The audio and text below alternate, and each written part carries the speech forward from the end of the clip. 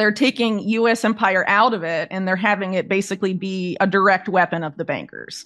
So instead of the bankers like buying up U.S. politicians and influencing U.S. empire and getting what they want that way, they're reimagining it to basically create this new economic system that we've seen bits of over the past few years. The idea of programmable, surveillable money, and also this idea of a voluntary carbon market. The goal of which is to have it be voluntary in name only, not unlike digital ID and all of that stuff. The IMF, the World Bank, intimately tied with U.S. empire. The U.S. military even admitted in documents that were published by WikiLeaks that they're financial weapons of the U.S. military, the IMF and the World Bank. Investigative journalist Whitney Webb just gave her latest warning on BlackRock and Wall Street.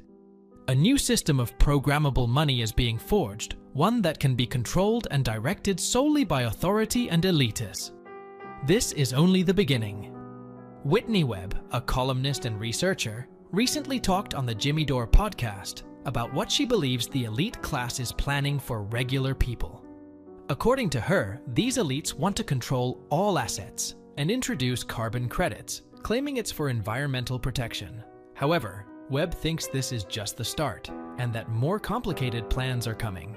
Make sure to stick around until the end of the video, as Whitney Webb reveals more mind-blowing observations about the new system they are imagining, a system to take away all of our privacy, autonomy, and freedom. Also, here's Whitney Webb on what they have planned. It's been criticized by people on the left and the right. And then there's been time and time again, it's been revealed by even mainstream media. This, you can look at the Glasgow Financial Alliance for Net Zero that was created by Mark Carney and Mike Bloomberg, which somehow the UN decided were the best people for the job of saving the planet. They're in charge of climate finance for the United Nations. The stop and frisk New York mayor billionaire from Salomon Brothers, Mike Bloomberg, and the former head of the Bank of England and Bank of Canada and former Goldman Sachs guy, Mark Carney. That's who's saving the planet for the UN. They're the ones reimagining this, the whole multilateral development banking system. And part of this involves this carbon market play where the World Bank, along with Google and some other actors, are developing climate wallets. They're designing it. It's designed to run on, I believe, the Chia network, which is the guy that invented BitTorrent, his new project. And they claim to be sort of like a net zero blockchain, I guess.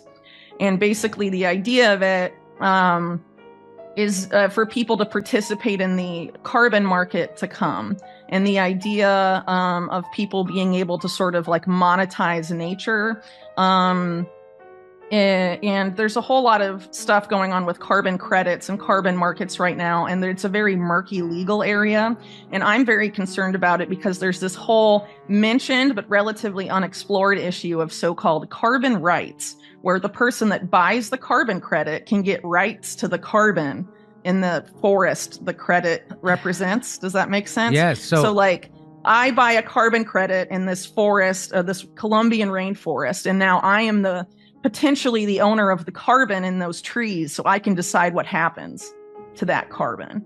And the people that actually like own the land are like Colombians, they don't necessarily own it anymore, potentially. This is like this murky gray area, so it's opening the way up, I think, to some land grabs in the global south. So a lot of very disturbing things happening in carbon market land, and even under the idea of, reducing CO2 levels and all of that. The carbon market, as it's been functioning, just hasn't done that. It's been criticized by people on the left and the right.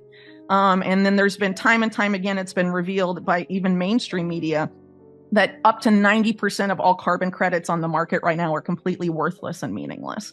So it's basically like the junk bond scandal of the 1980s again. And what's interesting is that the person that invented carbon markets and carbon credit trading is a guy named Richard Sander, who worked at Drexel Burnham Lambert, the junk bond scandal bank of the 1980s. He was a senior vice president until he was brought in by the George Bush Sr. administration to apply free markets to environmental issues for Bush Sr.'s EPA, and then was contacted by this like Rockefeller oligarch guy who was at the UN named Maurice Strong to develop the same solution for carbon. And he's also the father of derivatives of financial futures, which of course helped explode in 2008. So the guy that invented all of that is the guy that invented carbon credit trading. And he also wants to make a market just like that for free water and free air. So you can, get basically taxed on that too. I think a lot of this we're going to be seeing going forward, this push to have economically destabilized countries in Latin America turn towards dollar-denominated stable coins. Like that's happening in Argentina, for example, because of like the issues with the peso there and how it's been devalued so much, even under Milei. People are flocking to dollars essentially, but like stable coins, either like Tether USDT or Circles USDC. And this whole crypto ecosystem in Argentina is pretty much, largely managed by this one particular network that's intimately tied to the satellite company I was talking about. They're all tied up with this group called Endeavor, which Endeavor has an Argentina branch. They have branches really all over the world. They're based in the United States. Their board is chaired by Edgar Bronfman Jr. of the Bronfman family, which, if you're familiar with my books, is intimately tied to organized crime and basically the people behind Justin Trudeau. And another person on their board is Reid Hoffman, who's the co-founder of LinkedIn, who was a member, part of the so-called PayPal mafia.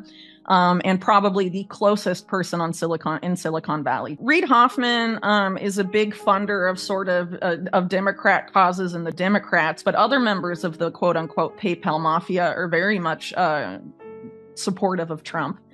For example, Peter Thiel was a big force on Trump's transition team, people that worked very closely for Thiel and Thiel's Palantir, basically directed all the early policy decisions and appointments of Trump's Department of Defense.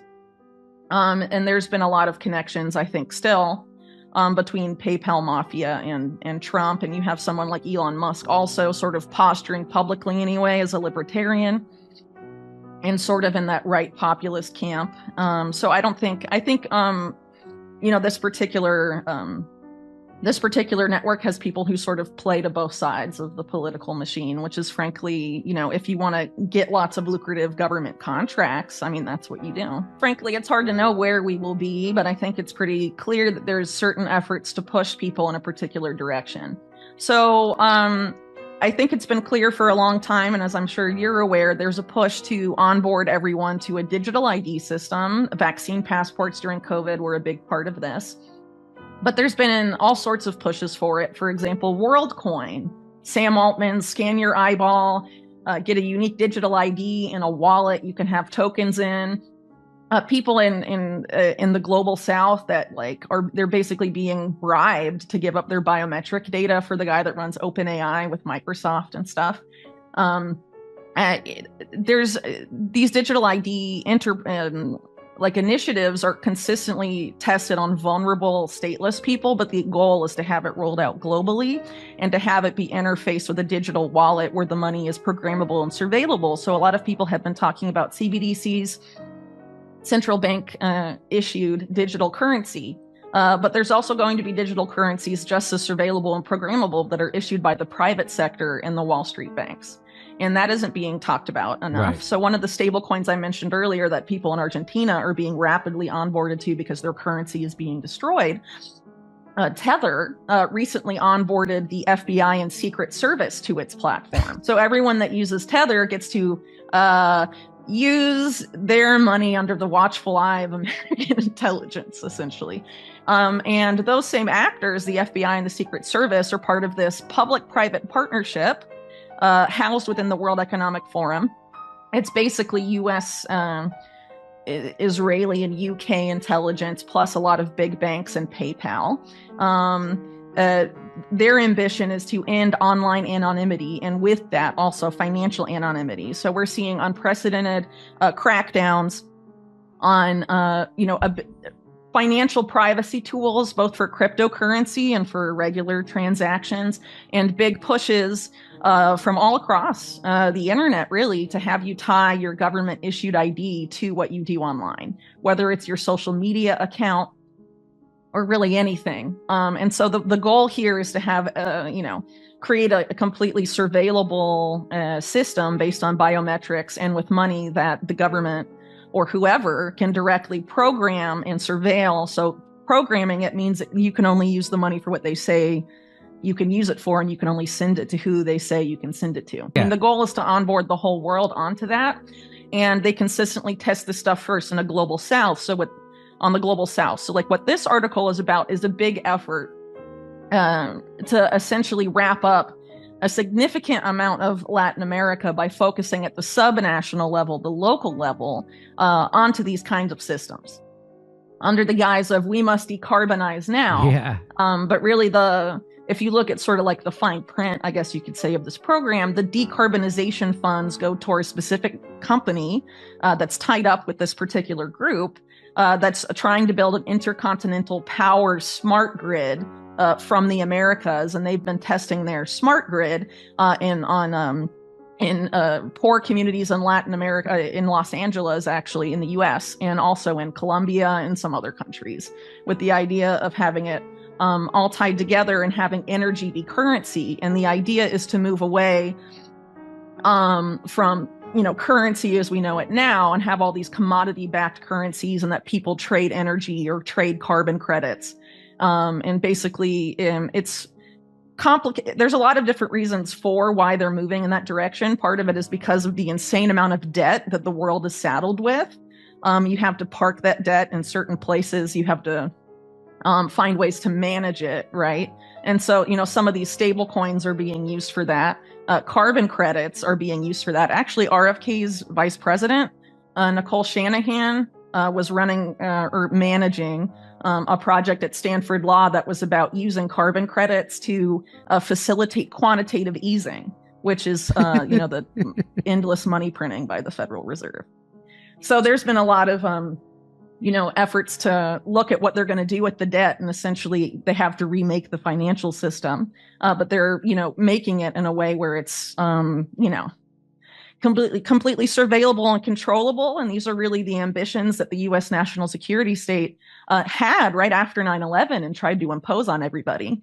Total information awareness, for example, was a program that they tried to enact. And there was a big uproar about it at the time in like 2003, 2004, because even the New York Times and stuff knew that it was going to completely eliminate privacy for the average American.